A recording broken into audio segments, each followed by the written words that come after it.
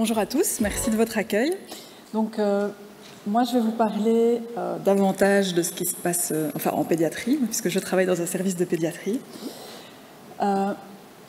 Notre projet s'adresse aux enfants qui sont pris en charge dans notre service et donc atteints d'un cancer, mais également à leur fratrie lorsqu'il y a une demande. Mais aussi, on voudrait l'élargir aux enfants de patients adultes atteints d'un cancer, de nouveau à la demande des équipes qui les suivent. Quand le diagnostic d'un cancer arrive, un cancer chez un enfant arrive dans une famille, la vie s'arrête, la vie de chacun est chamboulée. Et voilà, notre objectif, c'est de remettre la vie en route pour cet enfant, pour cette famille. Et dans la vie d'un enfant, l'école est un pilier fondamental. Autant que la famille, autant que les amis, autant que la vie. Enfin, en général, l'école fait vraiment partie des priorités. C'est d'ailleurs une des premières questions que les parents posent à l'annonce du diagnostic, au-delà des questions médicales, bien sûr. Et pour l'école, comment va-t-on faire? Comment est-ce qu'il va faire? Il va rater son année? Enfin, voilà. C'est vraiment une question fondamentale pour eux. Donc voilà, notre objectif, c'est de pouvoir faire continuer ce pan-là de la vie de l'enfant, tant pour l'aspect scolaire, évidemment, apprentissage, etc., mais également pour l'aspect social et pour l'aspect aussi physique. On a une prof d'éducation physique, donc ça fait partie des objectifs. Ce travail, ce projet, il a émergé à la demande de l'équipe médicale et paramédicale d'abord, puisqu'on se rend compte que l'aspect scolaire est évidemment essentiel dans la prise en charge de l'enfant et surtout pour l'après, une fois que l'enfant pourra reprendre une vie normale. C'est également une demande des enfants. Très rapidement, les enfants, les adolescents vont demander comment je peux retourner à l'école, quand je peux retourner à l'école, qu'est-ce qu'ils font en classe, je veux voir mes copains, etc.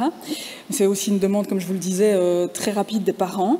Et c'est également une demande des écoles, puisque bien souvent, les profs, les instituteurs se retrouvent démunis face à une classe qui pose des questions sur l'absence de cet enfant, sur la maladie de cet enfant. C'est parfois compliqué pour eux de répondre à certaines questions, notamment des questions difficiles comme des questions par rapport à la mort, etc. Donc voilà, comment ça se passe? J'ai oublié de passer ma dia. On commence toujours par une rencontre avec l'enfant et sa famille au sujet de l'école. Voilà, on leur explique les propositions qu'on a à faire et s'ils sont d'accord, on propose à l'école une rencontre en classe.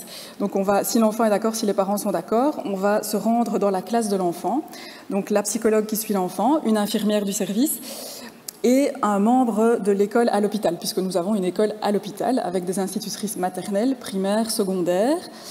Donc la personne de l'équipe qui s'occupera de l'enfant accompagne également à cette visite à l'école. Lors de cette visite, on explique la maladie, dans la mesure en tout cas de ce que l'enfant accepte qu'on puisse dévoiler de son histoire. On fait de l'éducation à la santé en fait autour du cancer. On explique ce que c'est la maladie et on explique ce que sont les traitements, comment ça se passe. On explique la vie à l'hôpital pour l'enfant et on répond aux questions. Surtout, on laisse la parole aux enfants librement de poser leurs questions, de poser des questions parfois difficiles ou qu'ils ont parfois peur de poser à leurs parents ou à l'instituteur.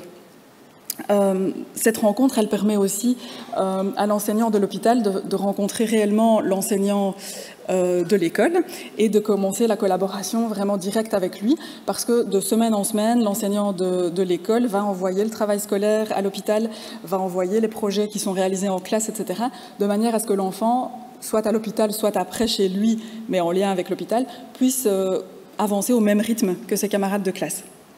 C'est vraiment le début d'une collaboration qui a pour but de préparer le retour à l'école, en fait. De préparer tant sur le plan social, sur le plan psychologique, qu'aussi sur le plan médical, puisque c'est aussi l'occasion pour l'infirmière, notamment, d'expliquer les mesures d'hygiène qui devront être respectées au retour de l'enfant, qui varient très fort, évidemment, si l'enfant rentre en maternelle ou s'il rentre en 5e secondaire. Mais voilà, il y a tout un tas de choses à expliquer aux enseignants et à l'école. Il manque des photos. Bon. Nous avions donc des photos des photos à présenter sur le matériel qui est utilisé pour ces visites à l'école. Donc, je vais vous les décrire du coup.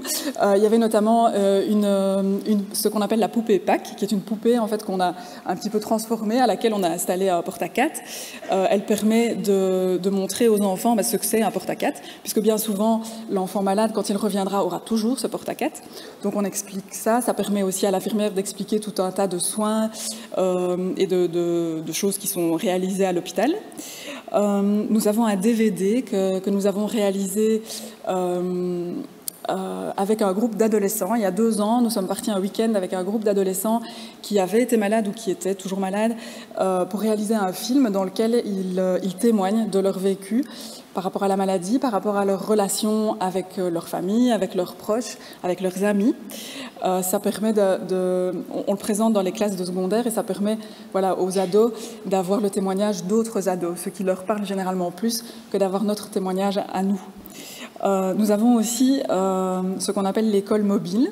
C'est un mobil-home qui a été transformé en classe et qui permet à une enseignante de se rendre au domicile des enfants une fois qu'ils peuvent rentrer à la maison pour donner des cours en fait particuliers, continuer à travailler à domicile avec l'enfant de manière individuelle.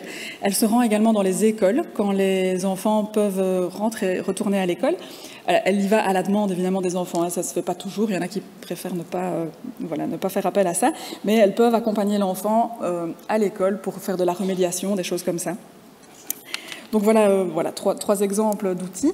Il y en a d'autres et surtout il y a des projets pour en développer de nouveaux, notamment au niveau de films de présentation, au niveau de posters, au niveau du sport.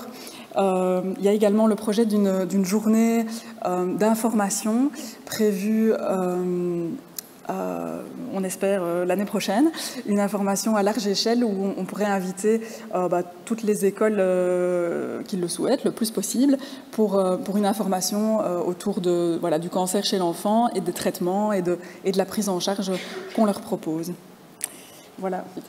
Merci beaucoup à la Fondation contre le cancer. Merci de la part de toute l'équipe que je représentais aujourd'hui.